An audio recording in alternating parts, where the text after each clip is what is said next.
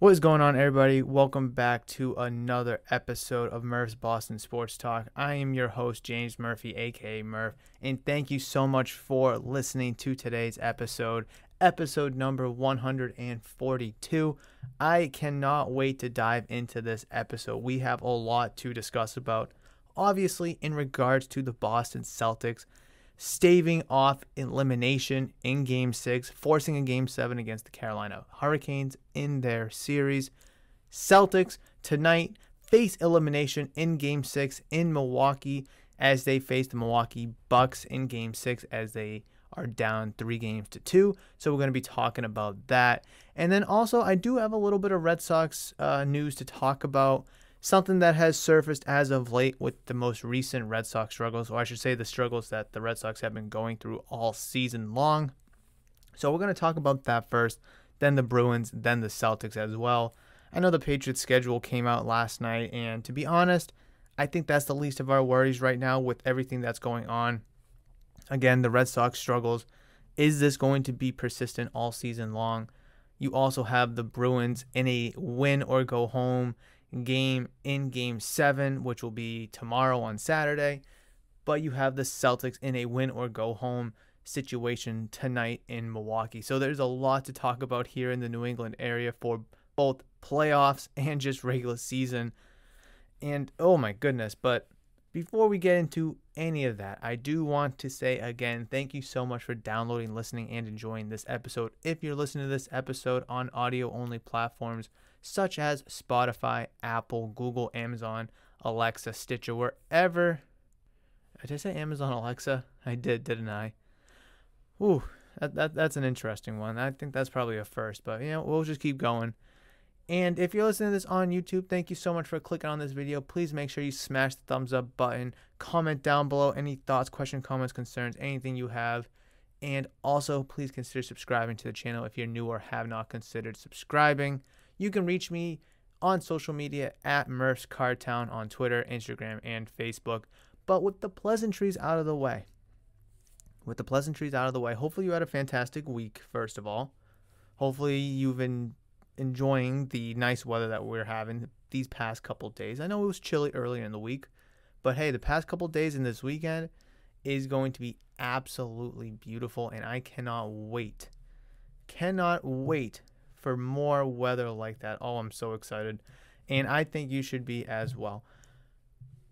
But we do have some unfortunate news to talk about in regards to the Boston Red Sox. I want this ad to go away on my computer. And this is an article that came out, I believe, last night. Let's see, is there a published date? Came out yesterday. Yesterday being May 12th. That is a Thursday. And it's from the Boston Herald. And it is titled, Red Sox Trading Xander Bogaerts, a Nightmare Not Far from Reality. So, with the Red Sox struggles this season, there obviously are concerns that the Red Sox could trade players in order to kind of rebuild for the future. With Xander Bogaerts more than likely to decline his player option at the end of the season, trading Xander Bogaerts from a business perspective doesn't seem like the worst idea. Now, from a fan perspective, it is the worst idea. But there have been rumors that the St. Louis Cardinals could be in the mix for a player like Xander Bogaerts, where they've just demoted Paul DeJong, their current shortstop, due to his poor performance. And a lot of, insiders across Major League Baseball are linking Bogaerts to the Cardinals. Now, it is today, May 13th, so it's still fairly early into the season. But like I've said before on this podcast, I've said it last year and I've said it this year, 40 to 60 games is the mark. That's the mark to kind of see where you're going to be. It allows the teams that are bad, that started off hot, to cool down. It allows the teams that are good but started bad to heat up. I think 40 to 60 games, kind of that first 25% of the season or so, is a good little mark. Now, we are currently 31 games into the season as we sit. The Red Sox had an off day on Thursday, so their 32nd game will be today. So it's still a little too early to tell. And I was listening on the radio because they were also talking about it. And it's like, give it till the end of May. Come June 1st, we'll see where we're really at. Well, that is not that far away. It's about, 13th, 2.5 weeks away? 2.5 weeks to make up a lot of ground. Not only in the division, but just in the American League. I know there's the expanded playoffs, but it still doesn't look all that good. I mean, you're in last place by 12 games behind the Yankees. Now, all the credit to the Yankees. They've been playing absolutely incredible. Going on, 11-game winning streak or whatever it was. They're 8-2 in their last 10 games. But the Sox, they're 2-8 in their last 10 games, 12 games out of first place, and are the third worst team in the American League, only behind the Kansas City Royals and the Detroit Tigers, who, by the way, are only 6.5 and 9 games back out of the American League Central division lead, respectively. So, I mean, even those teams with god-awful records, such as yourself, they're closer to the top of the Central than you are with your marginally better record than you being at the top of the American League East. So it's like, what direction is this ball club going in? What direction is this Red Sox team proceeding in? Quite frankly, I don't know. I really do not know. Again, 31 games into the season. There was a stat. Oh, where was it? I think I was listening on the radio. It might have been Wednesday, maybe. Might have been Monday or no, they were off Monday. No, this past week I was driving home from the shop. I want to say it was Wednesday. And on the radio, they said that the team had blown a league-leading 8 saves at that point. I believe it was 8. And then I believe Hansel Robles ended up blowing that save. So whenever that game was, it could have been Sunday, it could have been Saturday last week. I'm not exactly sure. So I think it's now 9 blown saves. You convert 6 or 7 of those into wins. Now you have 6 or 7 more wins and 6 or 7 more losses. You're kind of in that middle of the American League East, battling for, the division with the Yankees, with the Blue Jays, with the Rays. But, this is the problem that the Red Sox have, is that they don't have a closer. They don't have a guy to rely on. At the end of the day, we can all agree that Chris Sale is probably the Red Sox's best pitcher, period. Just pitcher. Not starter, not reliever, not closer. He's the best pitcher, right? But he's a starter. So we can, all agree that Chris Sale is the Red Sox's best starting pitcher. Because he's a starter, and he's their best pitcher. Who can you say is the Red Sox's best reliever? You could probably argue that any of them are the best reliever, but none of them really are. So it's just really, really tough to wrap your head around the fact that you need a closer, and this team has ignored the closing position for about a year and a half now. So I know I've kind of digressed a little bit and talked about the Red Sox and ranted about them. Let me read the article by Jason Mastrodonato from the Boston Herald. Again, this article is headlined, Red Sox trading Xander Bogaerts, a nightmare not far from reality. If we had known in March that the Red Sox were looking at Trevor Story not as an addition, but as a replacement for Xander Bogaerts, approximately 100% of the fan base would have offered an empathetic no thanks. As good as Story was during his first 6 big league seasons with the Rockies, to replace the Red Sox's franchise player who had won 2 World Series titles, 4 Silver Sluggers, and has earned MVP votes in 4 straight seasons with Story is not a good trade. At this point, that's what it's looking like. And with the Red Sox off to an 11-20 start that has offered very little to be encouraged about, the baseball world is abuzz talking about where Bogarts could end up if the Sox don't turn things around in the next month or 2. They're 11.5 games back of the Yankees in the American League East, and it's only mid-May. Sure, 3 wild cards in an expanded playoff format will allow some mediocre teams to sneak into October, but the Sox aren't even sniffing distance. The top 6 teams in the American League make the playoffs. The Sox are currently 14th. Even mild improvements might not be enough to get the Red Sox into contention by July, when Chief Baseball Officer Chaim Bloom will most almost certainly be looking to continue his aggressive reboot of the farm system. The Red Sox need more than mild improvement. They need a complete makeover. How they get there is anyone's guess, but Bloom and company have been preaching patience. Their lack of aggression and roster changes back that up. Tristan Cassis is still in AAA Worcester. So too is Jarren Duran. Bobby Dahlbeck is still on the big league roster. The fourth outfielder is Christian Arroyo. The closer, Matt Barnes, is currently a mop-up guy. There doesn't appear to be any urgency, and that's fine.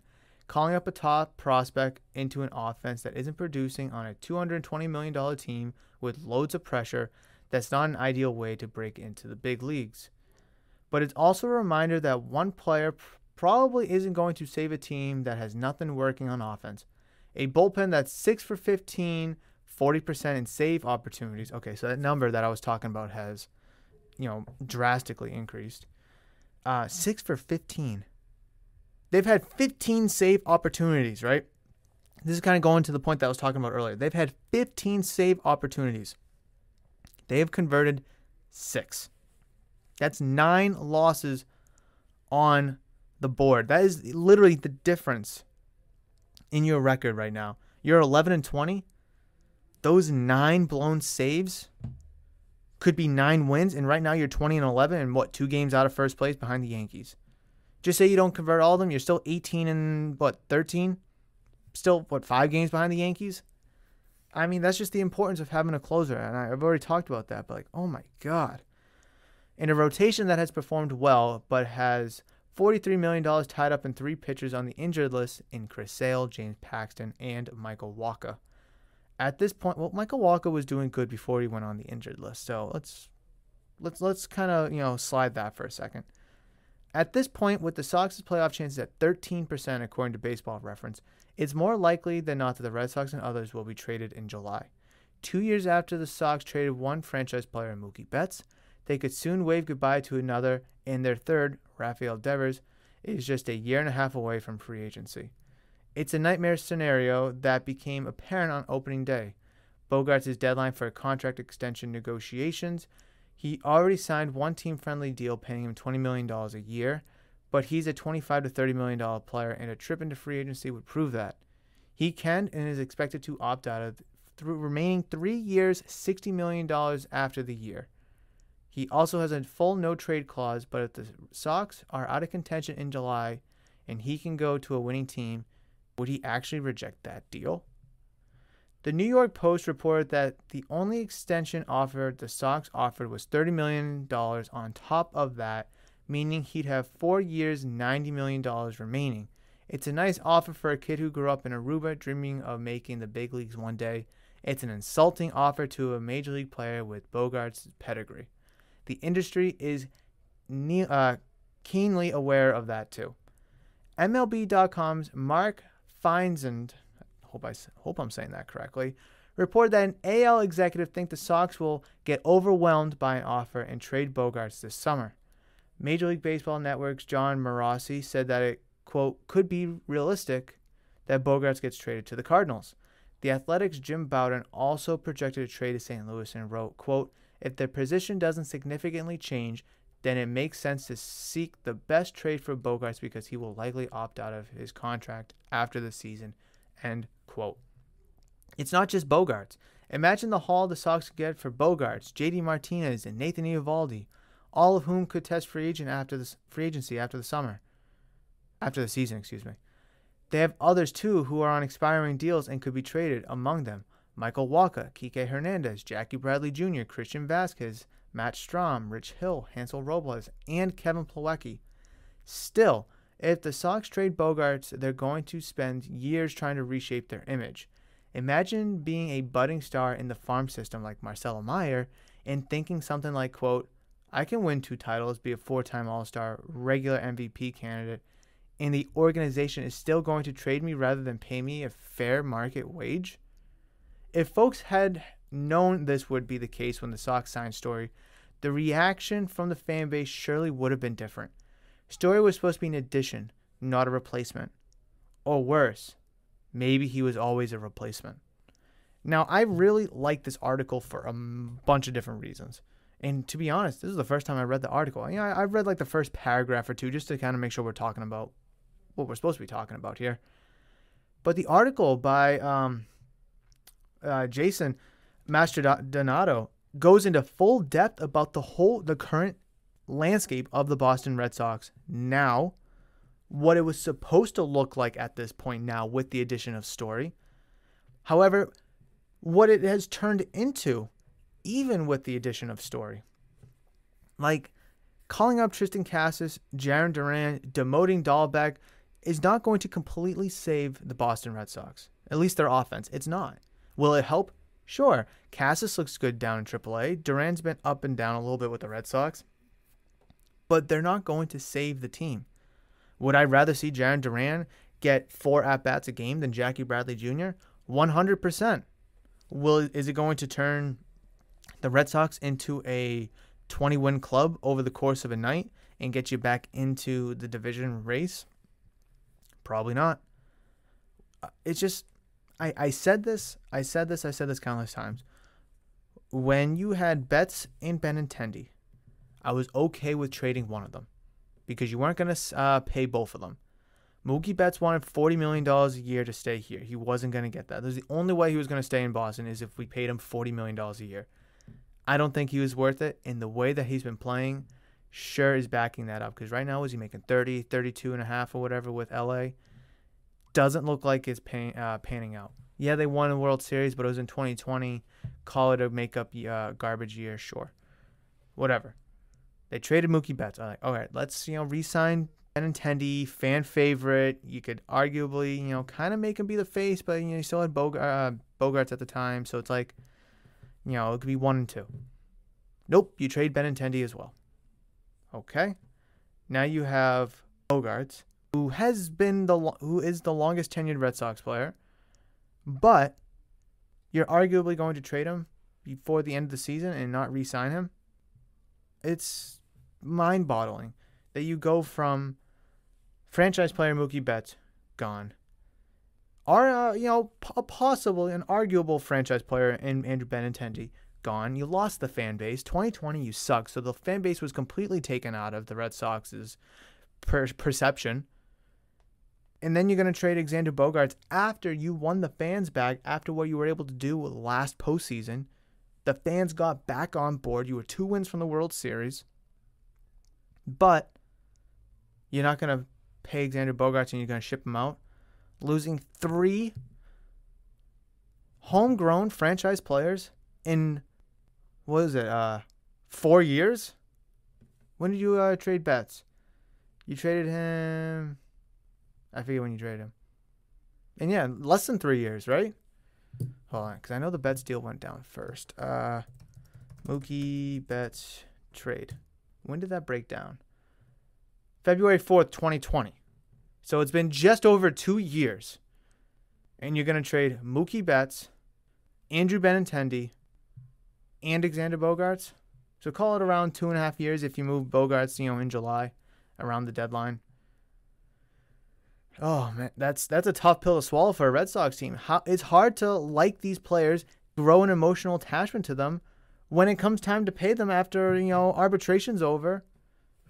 They're just going to get rid of them.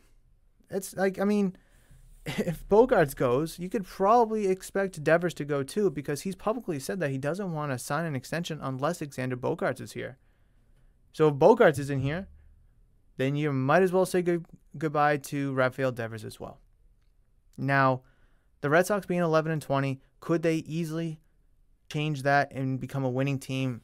I'm a true believer, and a lot of people are, that winning fixes all. The Red Sox go on a massive tear. They're obviously going to keep Bogarts on the roster because they're going to need him for the playoff push. They win a World Series. Hey, some things could change, right? And you might, opt out, but re-sign. Winning arguably cures all. But right now, the Red Sox aren't winning, and they're getting nothing cured. Would I like to see Kike Hernandez traded at the deadline? Yes, I think he's overrated. Jackie Bradley Jr., see you later. I'm a big fan of Christian Vasquez. I think he's a very good defensive-minded catcher. His offense is atrocious. I'd rather have Connor Wong in the starting lineup daily. You can ship out Kevin Plawecki. And whatever you can get for these other guys, Rich Hill's not part of the long-term picture, so send him out as well. I like Hansel Robles, but I mean, is it going to be worth keeping him if you can get another prospect or two? Fine, send him out. But this Red Sox team, the way that it's looking right now, by the time we reach August 1st, this team could look drastically different. And I don't know how I'm going to brace for that. However, we need to brace for that because this team that we see trotting out into the field whenever the lineup comes out for May 13th against the Rangers may look completely different on August 1st. Because if you trade Bogarts and you're still sucking, what's going to stop you from trading Rafael Devers? Because you'll get way more in return if you trade Devers this year than if you do next year. That's just a fact. If you traded Mookie Betts a year before, you would have probably got Alex Verdugo, Jeter Downs, Gavin Lux, maybe Dustin May from the Dodgers. But since you only traded him with a year of control left, there's no guarantee that he was going to re-sign with the Dodgers. So, the deal worked out the way that it did. And then, of course, he did re-sign because they threw him a bunch of money. But that's my Red Sox take with Xander Bogaerts. I know I just spent 20 minutes talking about the Red Sox and Bogaerts. I didn't plan on it. However, it's something that needed to be addressed because obviously it is near and dear to all of us, all of our hearts, because we all love, I'd say 98.5% of Red Sox fans love Xander Bogaerts. So it was something that we absolutely had to talk about. But let's transition over to the Boston Bruins and let's talk about their immaculate Game 6 victory, facing elimination as they beat the Carolina Hurricanes 5-2 at the TD Garden last night in the most important game of the season. Charlie Coyle with a goal and assist, Brad Marchand with a goal and assist, Derek Forbort with a goal, Eric Haula with the goal, Curtis Lazar with the goal. What is the one theme there? Secondary scoring. Besides Brad Marchand, obviously, you were able to get secondary scoring from guys on your third and your fourth line. Something that has been a problem for a long time now. Probably for the majority of the second half of the season, and then obviously so far here in the first round, is you were relying on Patrice Bergeron too much. You were relying on David Pastrnak too much. You could even say you were relying on Taylor Hall too much. I know he's been quiet, but still. Getting goals from Charlie Coyle, Derek Forbort, Eric Haula, Curtis Lazar is a formula, or is the formula, for the Bruins to have deep playoff success. Now, yes, it's nice to see, David Pastrnak put up 2-3 goals a night and Bergeron to get, a goal and 2-3 assists. It's nice to see that, and we all want to see that. But that's not a winning formula. All these teams in the NHL and every series is going deep. Every single series is going deep, 6-7 games, which is good. It's good for the league. But that just shows how competitive this playoff field is. And the Bruins need to keep up with that because you're playing one of the better teams in the Eastern Conference right now in the Carolina Hurricanes. But if you do advance, regardless who advanced with you and who you play in the second round, they're going to be just as good. And you're going to have to get scoring from Charlie Coyle. You're going to have to get scoring from, Eric Haula and Curtis Lazar. Not night in and night out, obviously. But, Patrice Bergeron was a complete goose egg across the board. He had 4 shots. That's it. He won faceoffs. He played defense. And he, was a factor on offense, distributing the puck, setting up other plays, typically. But that wasn't him in Game 6. Again, yeah, he won the faceoffs. He played some good defense. But other than that, in Game 6, he absolutely did nothing. Pastrnak, again, was, he didn't do anything. He had an assist in 3 shots, but that's just about it. He had no goals either. So it's good to see that, not just Bergeron, Marchand, and Pastrnak are scoring. If the Bruins want to win Game 7, they're going to have to get secondary scoring from other players as well. I know a lot of people were pointing at Jake DeBrusk, Taylor Hall, Craig Smith, Trent Frederick as players that need to step up and score goals. And I couldn't agree more. As long as it's not Bergeron, Marchand, and Pastrnak always scoring, I don't care where the secondary scoring comes from, because you're getting it through the other 15 skaters that you have on your roster. I mean, Craig Smith had a nice little breakaway. It was blocked by Ranta, but still, nice little opportunity there, set up by, I believe Bergeron did pass him that puck on that breakaway. Pastrnak had a few good looks there. Charlie McAvoy had some good looks. The team in general played excellent offense, but it was just about all rooted from their excellent defense.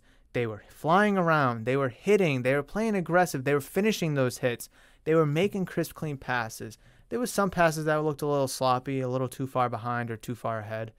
But that's going to happen over the course of a game. You can't expect the team to be perfect. But I don't know, just playing in Boston. Obviously, each of the home teams have won so far through the first 6 games. But I think the biggest difference for the Bruins and why they were able to really get this victory here in Game 6, and will be a crucial key and a crucial factor for them in Game 7 if they want to win that game, is the fact that they scored first. Through the first 5 games, the Carolina Hurricanes had scored first in every single game, leaving the Bruins to always come from behind, which the Bruins were able to do so in Games 3 and 4 in Boston. They were able to win Games 3 and Games 4, but they had to come back from behind. They lost Game 1, 2, and 5 because they were playing from behind. Whereas they were able to open up the game with a 1-0 lead in the second period to put themselves ahead. Then they scored a second goal. So now you have the Hurricanes playing from behind, playing with a little bit of a chip on their shoulder, a little bit of desperation, a little bit of, clenching of the fist because, we don't want to go back home for Game 7. Let's just finish it here, finish it now. So the Bruins, had the confidence going. That is the major difference, is you get to dictate the play. You get to dictate the pace of play when you're up when you're up and ahead. When you're down and always playing from behind, you don't have that luxury. You don't, because, hey, especially here in Game 6 when you're facing elimination, if you go down 1-0, now the pressure's on you to get a goal. Oh my God, you have to get a goal. You got to get a goal. And the only way you're going to win is if you get 2 goals. The only way you're going to win is if you get 2 goals when you're playing from behind. So being able to get that first goal on the board, you're up 1-0, can't play easy, but there's a lot of pressure and a lot of stress that is lifted off of you because now you don't have to go out and score 2 goals in order to win. Just clamp down, play good defense, let the offense flow naturally, and hopefully put another puck in the net to extend that lead. And that is something that they were able to do. That was something that they were able to do. Go up 2-0. Now you're putting the Hurricanes in a position that they have to score 3 goals in order to win. Again, if that's the Bruins and they're down 1-0, all the pressure's on them to score another goal. The Hurricanes can fly around, play loose. And if they were to score a second goal, now the Bruins have to score 3 goals in order to win that game. And that is a theme that we were seeing in Game 1, 2, and 5, especially those games, because those games they lost 5-1, 5-2, and 5-1 again. All 3 of the Bruins' losses, they have given up 5 goals.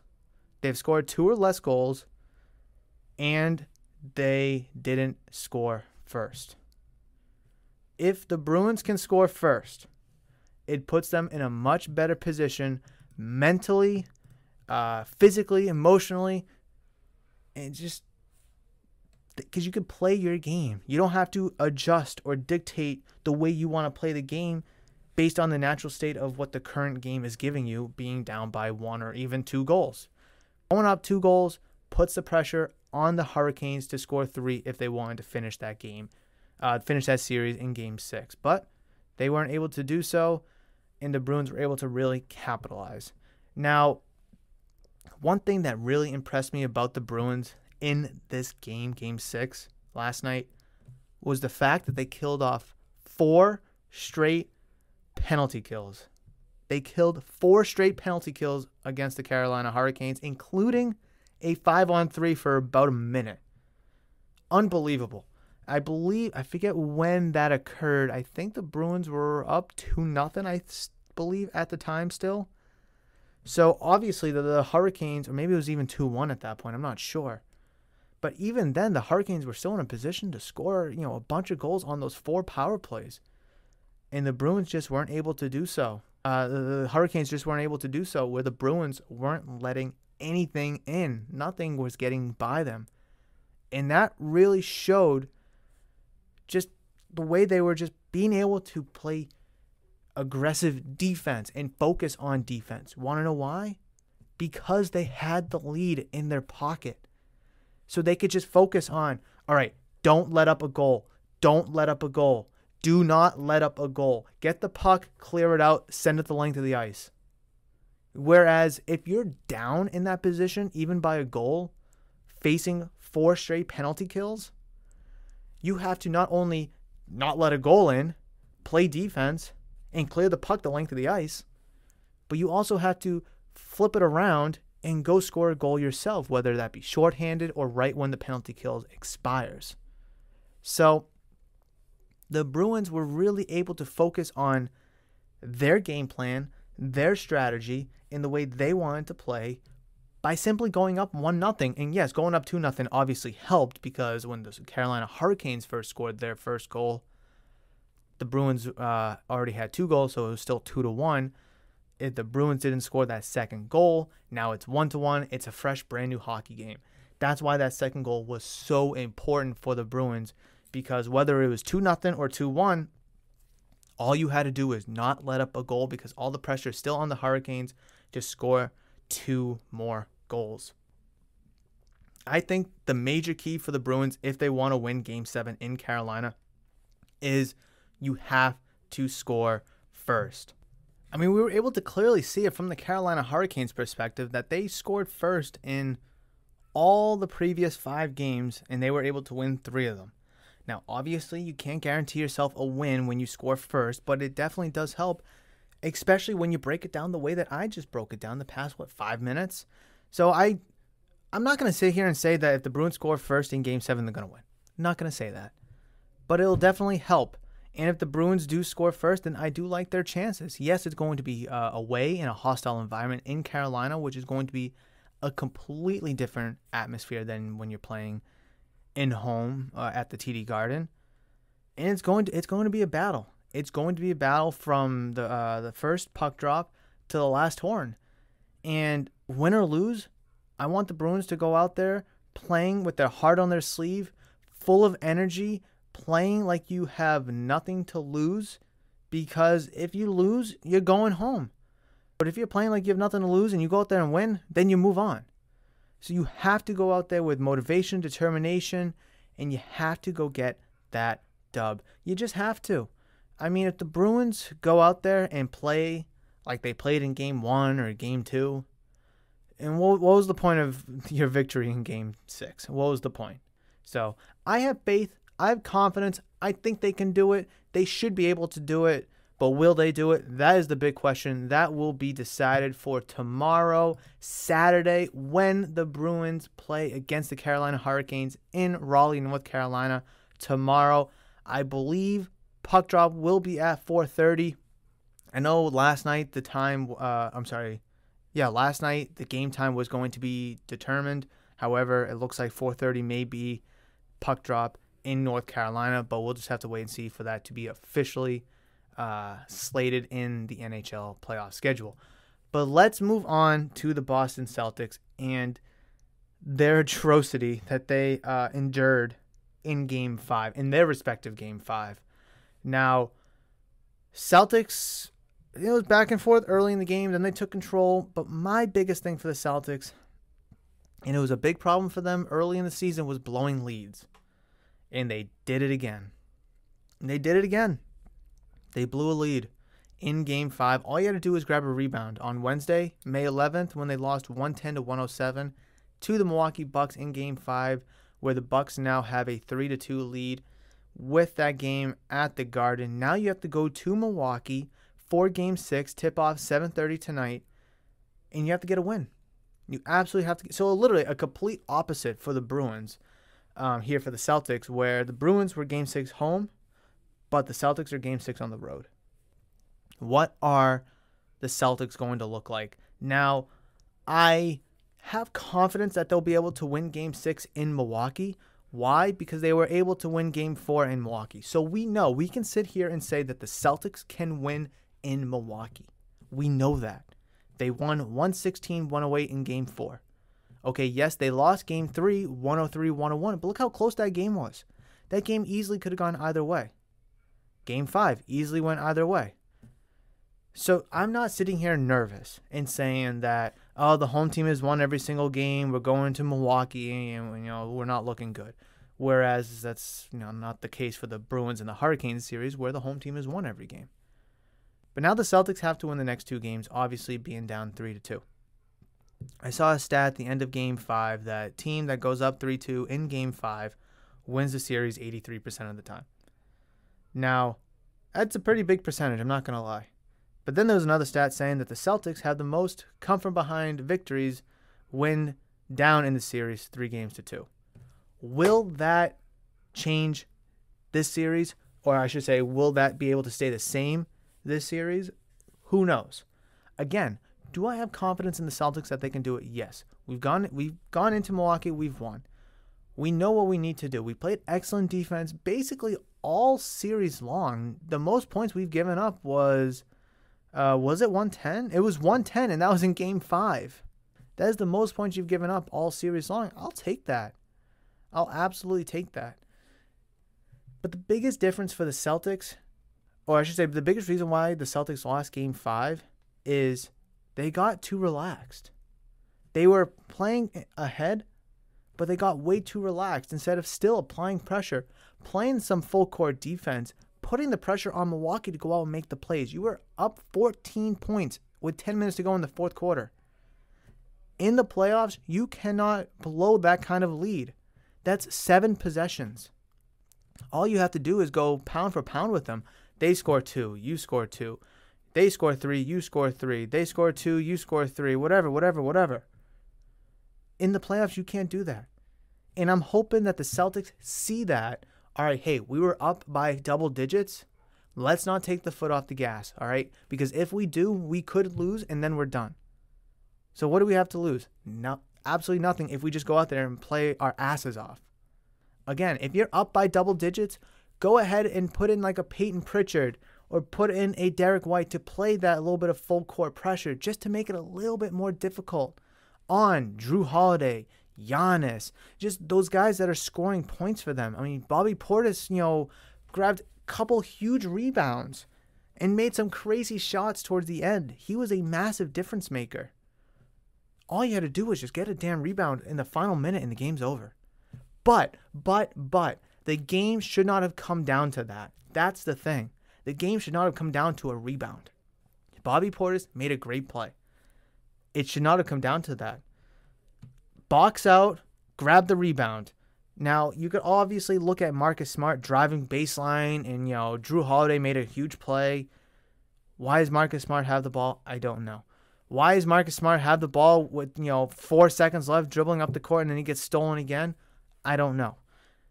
But the thing is, the game should not have come down to that. There was no guarantee Marcus Smart was going to make that layup. There's no guarantee that Marcus Smart was going to make a 30-foot three-pointer. The game should not come down to that point. That's the thing. You could look at Marcus Smart and be like, oh, he didn't grab the rebound. Oh, he, missed the layup, or Drew Holiday stole it and threw it off him. Oh, Marcus Smart got stripped with seconds left. Yes. But it should not have gotten to that point. That's the big thing. I do think the Celtics can still win this series. A lot of people pegged this series to go 6-7 games. Probably the majority of people pegged it to go 7 games. But it's not going to go 7 games unless you play aggressive. Play your style. You're going to be in a hostile environment. But again, we know you can win there. This series has gone back and forth between home team winning, away team winning. It doesn't matter. Home court does matter in the NBA. Yes, it matters the most in all of the sports. But if you can get to a big lead, a double-digit lead, it doesn't matter if you're home or away. If you keep applying the pressure and playing to your full potential for 48 consecutive minutes, then it doesn't matter if you're home or away. I mean, the Celtics played good in every single game this series except game 1. And in game 1, they only lost by 12 points. I mean, yes, only 12 points, but that's a lot in the playoffs. But still, you make a couple adjustments here. You wake up and you don't get so far behind early in the first. And the game could either look closer. You might even be able to sneak that game out. Who knows? But every single game has been close. I mean, the Bucks' worst loss was 17 points in game 2. Celtics responded, but since then, 2-point win for the Bucks, 8-point win for the Celtics in game 4, and then a 3-point win in game 5 for the Bucks. This series is more close and even than we thought. It really is. Or at least it's proving to be as close and as even as we thought between the defending champions and the best defense in the NBA. Now, with that being said, what kind of pressure is Giannis going to be on? I think he's going to be on a lot. You're going to see Marcus Smart guarding him a lot, Horford, Grant Williams, probably Tatum, probably Brown. I wouldn't be surprised if Derek White gets on him too. He's going to get everybody. You're going to put fresh bodies on Giannis at all times, because if you could put 5-6 different guys on Giannis, that's really going to wear him down, because Giannis is only one dude. One guy dribbling the ball, one guy shooting the ball. You put 6 different defenders on him, that's 6 different bodies that can come and go off the bench or come and go off the weak side or whatever, and just work it that way. But in the same right, what is Tatum's matchup going to be looking like? Because we could probably sit here and expect Tatum to play 45 minutes, arguably 48 minutes. You could argue Jaylen Brown's probably going to play 45, 48 minutes, because you need to win this game. The only way that those two come out for a little bit is if they're up by 20 points. And once that lead gets down to 15, Ime Udoka better put their ass back in the game. You have to play it like that. But how can the Celtics get to that 20-point lead to begin with? Well, I think 20 point is just a little bit too much. 10, 15, you have to get to that point. But you have to start early. You have to take the crowd out of that game early. Insert yourself as the dominant team, as the better team. Yes, you're on the road, but if you can take that crowd out within the first 6-7 minutes of play, then it's not going to feel like a hostile environment. It's not going to feel like a road game. It's not going to feel like you're in another team's arena. Because if you can take that stadium out, they're going to be dependent. The crowd is going to be dependent on the Bucks making a string of big plays. Let's hypothetically say the Celtics go up 15 in the first quarter, right? Or early second quarter. That crowd is going to be completely taken out of it. And that crowd won't get back into it unless the Bucks hit 2 threes in a row or cut the lead down to single digits. But if you play good basketball, good team basketball, control the pace, control the tempo, then we may never see the crowd get back into it. Or they're going to be forced to get back into it. They're going to be down, 18, like, let's go Bucks. So, I mean, the Celtics will need to dictate the pace of play, how that game is operated, and if they can take the Bucks fan base out of the arena and just suck the life out, then again, it's not going to feel like an away game, and it's going to be a lot more even in terms of being in a hostile environment. I like the Celtics' chances. Again, same thing with the Bruins. Could they win? Yes. Should they win? Yes. Will they win? I don't know. I think they can win, and I know a lot of people around here say that they think they can win too. A lot of people around here had the Celtics winning in 7 games. Personally, I think I don't remember. I don't remember if I picked like Bucks or Celtics in 6 or 7 games. I mean, I don't remember. I might have picked the Celtics in 6, maybe 6 or 7. I don't know. But like the Bruins last night, we need to fully support the Celtics here in Game 6 to force a Game 7. There is nothing better in sports than a Game 7. You can arguably say the Super Bowl, fine. You can arguably say the Super Bowl, but the Super Bowl is just one game. It's not a series. This is the Super Bowl of the series, Game 7. You fought your asses off for 6 games, winning 3 and heartbreakingly losing 3 more. But it doesn't matter. Get to Game 7. Anything can go. Like right now, I'm focused on the Bruins in their Game 7. Right now, I could care 2 shits about the Celtics in their Game 7 because all I'm focused on is Game 6. but win Game 6 and get me to Game 7. If the Celtics can pull off Game 6, I think they'll have a ton of momentum. I think that'll really carry them through a Game 7, especially where they will have home court. Not going to say that they're guaranteed to win Game 7 because you can't guarantee anything in a Game 7. But I think that momentum shift will really help. Right now, that momentum's with Milwaukee. They went into Boston and they won Game 5 in Boston. Now they get to go home and finish the series, complete the series, and beat the Celtics on their home court. However, if you can win Game 6 in Milwaukee, you will have that same momentum, maybe even more, because you're going to face a Game 7 in Boston. I mean, it just doesn't get any better than that.